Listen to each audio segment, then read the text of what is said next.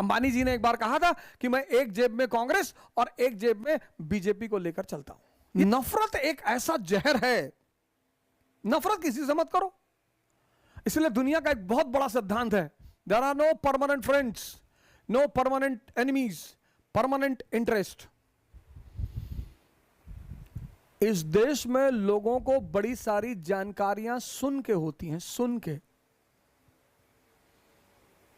भैया मुसलमानों ने हमारे मंदिर तोड़ दिए, अच्छा तो तुम लोग क्या कर रहे थे?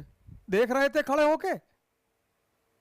भाई महमूद गजनी अगर आता रहा होगा तो 50,000 लोग लेकर आता रहा होगा, बहुत आता रहा होगा, और तुम यहां 50 लाख, तो तुम खड़े होके देखते थे कि मजीरा बजाते थे कि ढोल लेके बजाते थे?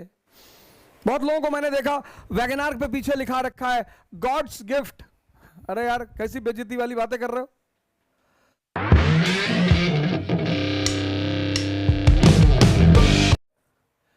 डेयरनेस, कॉन्फिडेंस,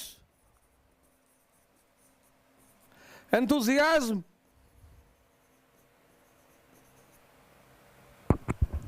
क्लैरिटी, ये दुनिया में ऐसे हथियार हैं और ये मालिक भगवान की मोनोपोली है सर, सबके पास नहीं है। अगर ये बाजार में बिक रहे होते तो सारे अमीर हमेशा अमीर ही रहते, सारे राजा हमेशा राजा ही रहते, भगवान का अस्तित्व कभी होता ही नहीं। लेकिन जानते हैं भगवान का अस्तित्व क्या है, क्यों है? क्योंकि ये चीजें, कुछ चीजें भगवान ने अपनी मोनोपोली बना रखी है।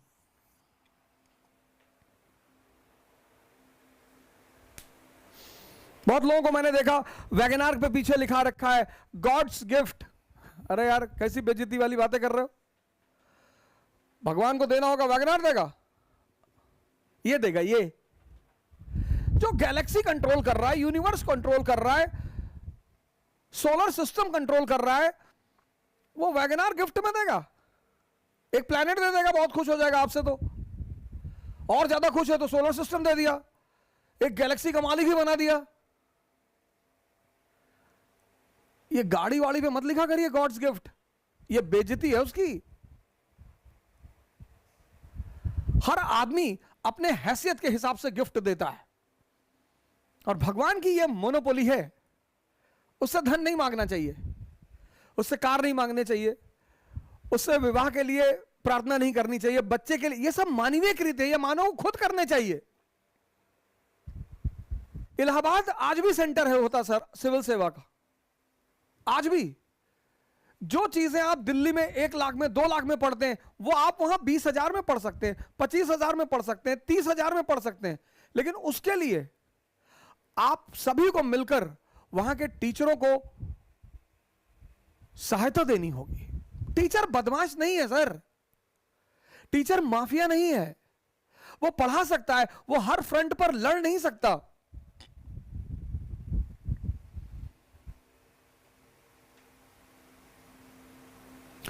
और अगर वो बदमाश हो जाएगा तब उससे बड़ा कोई बदमाश भी नहीं होगा सर।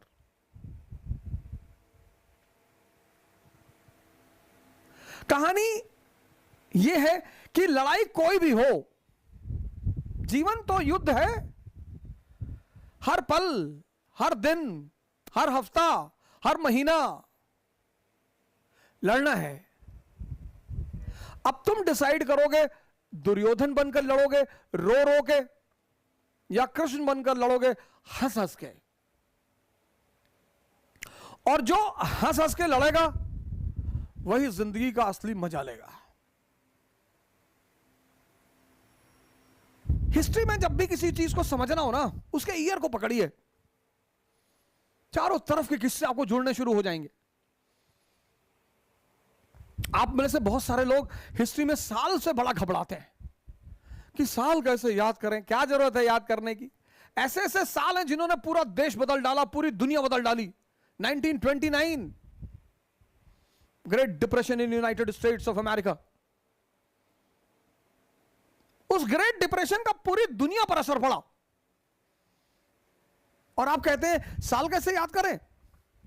आप कहेंगे कहां कहां फर्क पड़ा? जर्मनी पे फर्क पड़ा। जर्मनी में कौन पैदा हुआ? Adolf Hitler. उस डिप्रेशन की देन है एडोल्फ हिटलर। इतना अंधेरा फैल गया जर्मनी में 1930 में, लोग त्राही त्राही करने लगे। जर्मनी फर्स्ट वर्ल्ड वॉर के बाद वैसे ही टूटा हुआ था और लोग त्राही त्राही करने लगे, और उसी में हिटलर लैंप लेकर आया। Lebensraum, I will provide heaven for Germans. और लोगों ने कहा अच्छा अच्छा भैया, अच्छा भैया, अच्छा भैया। उसी की देन है, ग्रेट डिप्रेशन की देन है मुसोलिनी जर्मनी में, इटली में, the old glory of Rome. 1929 1929 की देन है भारत में सविनय अवज्ञा आंदोलन, सिविल डिसोबीडियंस मूवमेंट।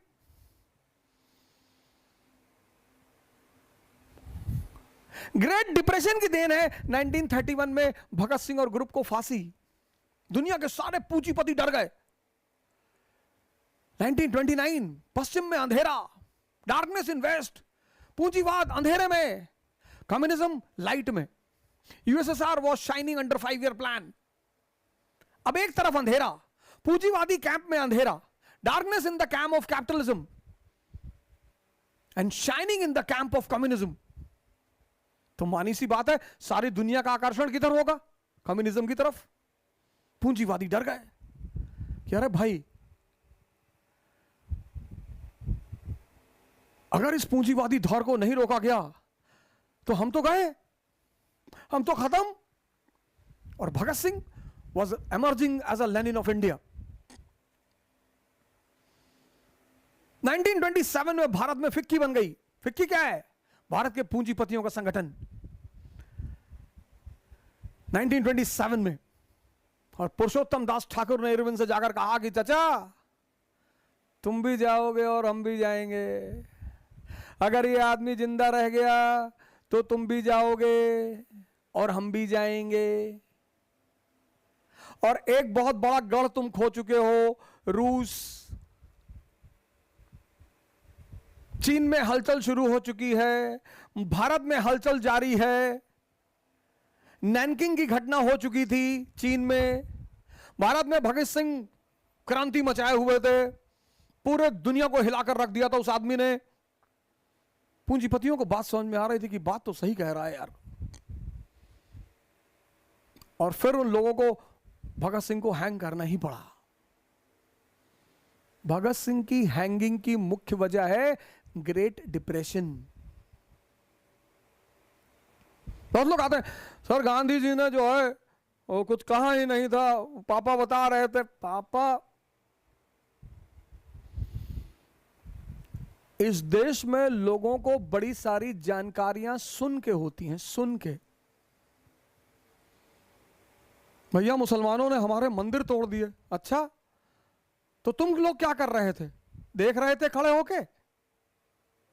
भाई महमूद गजनी अगर आता रहा होगा तो 50,000 लोग लेकर आता रहा होगा, बहुत आता रहा होगा, और तुम यहां 50 लाख, तो तुम खड़े होके देखते थे कि मजीरा बजाते थे कि ढोल लेके बजाते थे? 50 लाख लोग मिलके पीट दिए होते उसको। अपनी कमी नहीं देखोगे कि हम बिखरे हुए थे, हम टूटे हुए थे।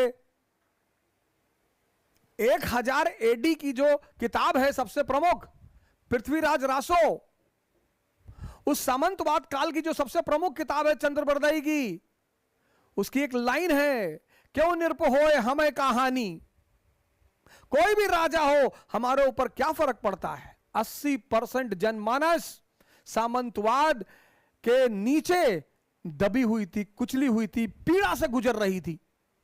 क्यों निरप होए, क्यों निरप होए हमें कहानी, कोई भी राजा हो हम पर क्या फर्क पड़ता है। जब हमें पीड़ित ही होना है, सताया ही जाना है। वही चंद्रबरदाई लिखता है, जाकी बिटिया सुंदर देखी तापर जाए धरी तलवार। ये सामंतवादी काल में बाल विवाह क्यों शुरू हुआ?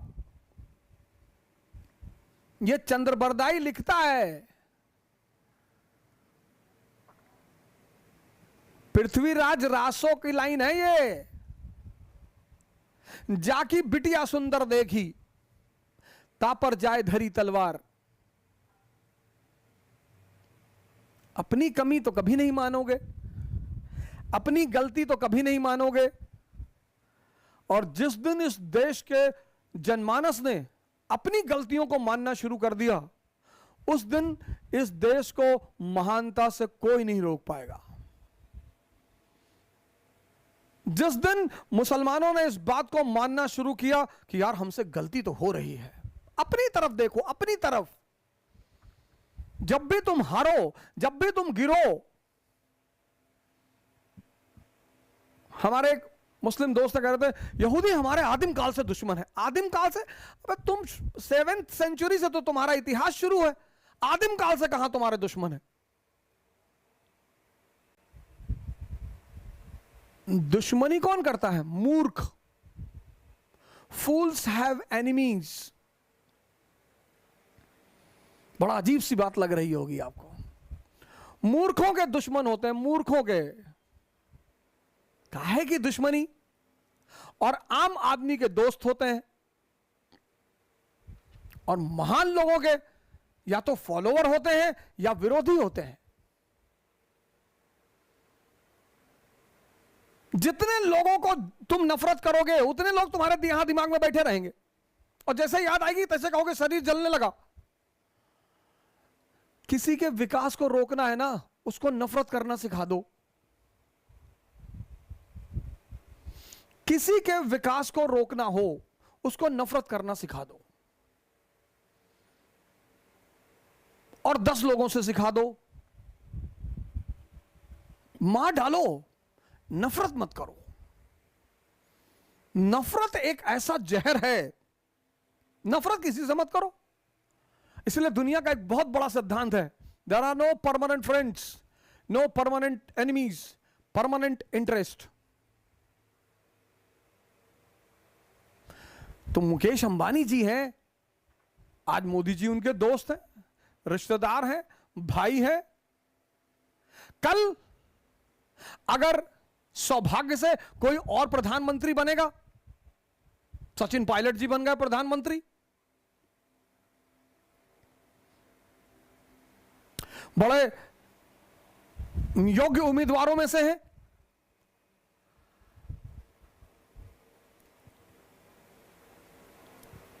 बहन मायावती बन गई प्रधानमंत्री, एक बार मुख्यमंत्री बनी थी यूपी की, मजा आ गया था जी।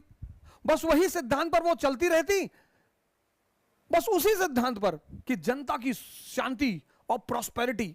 जब वो पहली बार यूपी की प्रधानमंत्री बनी और उन्होंने लॉ एंड ऑर्डर मेंटेन किया, हर आदमी ने उनको अपना नेता मान लिया। हर आदमी ने, बच्चा बच्चा, किसी भी जाति का, किसी भी धर्म का, सबने उनको अपना नेता मान लिया कि बस बस भैया, बस भैया बहन जी को लाना है भैया। फिर बाद में पता नहीं उन्होंने क्या सोचा, तुम अंबानी जी उसके दोस्त हो जाएंगे, वो अंबानी जी का दोस्त हो जाएगा, फिर वो अंबानी जी का भाई हो जाएगा। अंबानी जी ने एक बार कहा था कि मैं एक जेब में कांग्रेस और एक जेब में बीजेपी को लेकर चलता हूं।